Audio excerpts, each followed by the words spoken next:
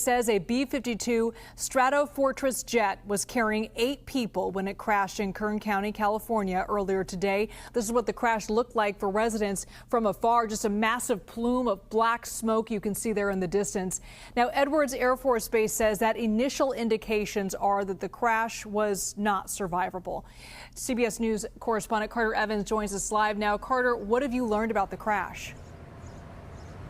Well, we know the crash happened shortly after takeoff, and yes, this was at Edwards Air Force Base, and this is a critical phase of flight where there is really little room for error. A large plume of black smoke could be seen for miles. Images from the scene show charred ground just off the runway and emergency crews rushing in, but it looks like very little of this plane remains after this routine test mission. That's what that base is calling it. Now, the B-52 is one of the oldest aircraft still flying in the U.S. military. The Air Force had 76 of them in service.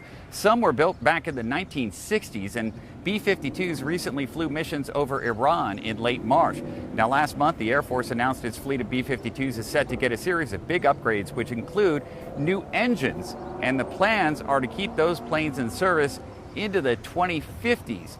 Now, the upgrades require some extensive flight testing, and that will take place at Edwards Air Force Base.